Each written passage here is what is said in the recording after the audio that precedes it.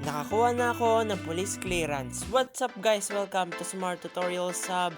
And for today's tutorial ay tuturuan ko kayo kung paano kumuha ng police clearance and magpa-point online this 2026. Ito ang way para madali na makuha ang police clearance sa police station. Pero bago tayo magsimula ay huwag kalimutang pindutin ang like, share, at subscribe. Una po of course ay pumunta sa Chrome browser. Then i-search po ang National Police Clearance. And itap ito. And itap po yung unang site na lumabas, yung National Police Clearance System. And i-scroll down mo po pababa. And kung may account ka na po dito ay tap po yung login at ilagin ng email at password. Pero since bago pa lang tayo ay tap po yung register. Then itap po yung begin para sa human verification. And sundin mo lang po yung nakalagay, itap po yung may mga clocks. And itap yung confirm. Then dito po ay basahin at i-check yung agreement at privacy policy and itap yung next. Then i-check mo po yung your NPCS account profile and mag-scroll down pababa and itap yung next.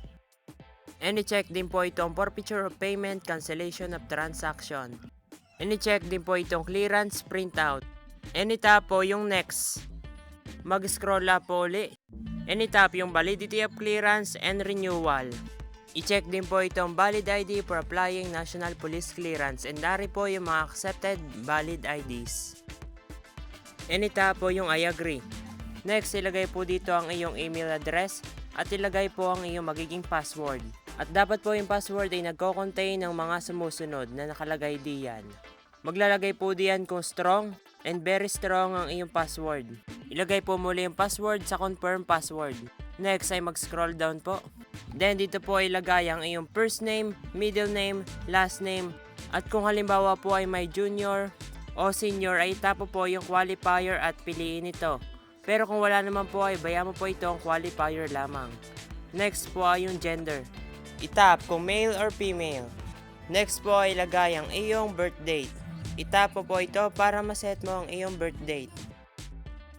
Then i-check po yung terms and condition nila. And i-check po lahat ng infos kung tama. And kung sure ka na po, i-tap yung register. I-check mo daw po lahat ng infos and i-tap yung save. Now ay mag-login na tayo. Ilagay po natin yung email at yung password. Then i-tap yung sign in. Next po ay ipifill up natin yung applicant profile.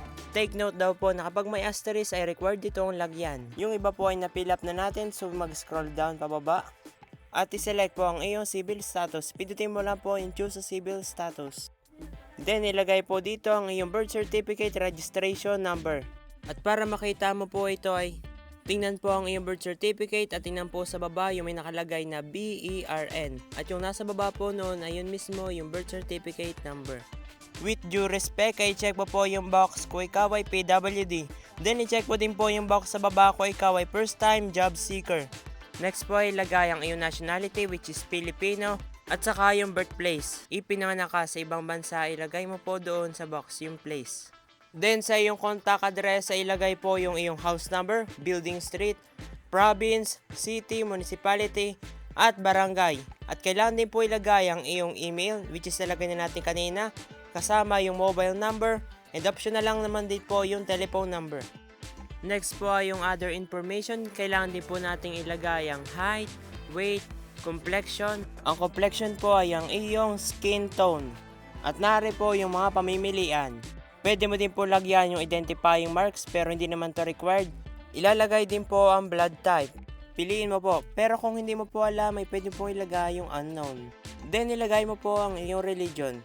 Kasama na din ang educational attainment at occupation or yung iyong trabaho. Since student ako, ay nilagay ko po sa occupation ay student. Kasunod naman yung family background. Ilalagay mo po dito yung father's given name, middle name, surname. Kung may qualifier, ilagay lang po diyan. At saka yung birthplace na city. Next po yung mother's maiden name or yung name nung dalaga pa. Ilalagay po yung given name, middle name, surname kung may qualifier. At saka yung birthplace na city or municipality. Pag may spouse ka na po, ilagay po diyan ang kanyang given name, middle name, surname, saka yung qualifier. Now ay double check po lahat ng info and kung sure ka na po ay tap yung save profile. Now, pag dito na po tayo ay tap po natin yung clearance application. And ito po yung step 1, select appointment. Itap po natin yung select purpose. So for me po ay ang aking purpose ay yung general. Next ay yung select police station. Piliin mo po yung police station na malapit lamang sa inyo para dun mo kunin yung police clearance. Next po ay mag-select tayo ng date. Yung mga nakablue po ay yung mga available na date. Itap po yung date na kukuha ka ng police clearance.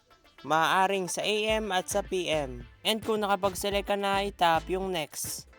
At nari po yung step 2, select payment option. And nakalagay pong payment dito ay Land Bank of the Philippines, pero mababago naman po ito mamaya. So mag-scroll down po pababa and itap yung next. And dari naman po yung mga nakalagay na steps kapag na-save na natin yung appointment. So i-scroll down na po natin pababa. And itap yung save appointment. Tapos mag-scroll down po tayo pababa. Tapos dito po sa baba ay mag-swipe tayo pakaliwa. And itap po natin yung click here to pay for more payment option. Magantay lang po tayo na last seconds para mag-load dito. And since hindi pa po ako nare-redirect ay pinindot ko po yung click here for more payment option. Tapos papapunta po tayo dito. And mag-scroll down po tayo pababa. And pag tinapa po yung payment mode ay dito mo mababago ang payment method. Maaaring cash payment, GCash at saka yung other bank. So para po sa tutorial na ito ay Land Bank po ang gagamitin ko. So ilagay po dito ang iyong Land Bank account number at ilagay yung letter sa box na nandoon sa CAPTCHA challenge. And i-check po yung terms and condition and itap yung continue. Now ay rin namang ATM PIN authentication. So nari po yung payment details, meron po silang PIN na 7 pesos and amount ay 150 bali 157. Next po ay ilagay yung OTP na sinend sa mobile number na associated sa iyong Land Bank account and ilagay din po yung iyong JAI. Ilagay mo po kung 0 or 1. Tapos i-type po dito yung iyong 4-digit na PIN. I-double check po lahat ng infos and itap yung submit. Next ay antay po tayong ma-redirect. And itap po natin yung OK. And next po ay mag-scroll down po tayo pababa. And mag-swipe pa left. Pwede mo pa pong baguhin yung application date saka yung police station. And i-print na po natin transaction detail. Itap yung print transaction detail. After po nating magpa-point online ay pumunta po sa police station sa inyong appointment date at magdala po ng valid ID na minention po dun sa site kanina and magdala po ng proof of payment which is yung pinirint natin kanina at saka po yung reference number na highlighted na red kanina dun sa site. At ganito po kumuha ng police clearance. Thank you for watching at kung nakatulong ko makakuha ka ng police clearance this 2026 ay tulungan mo naman ako. Pindutin mo ang like, share, subscribe at panoorin ang next tutorial. Thank you!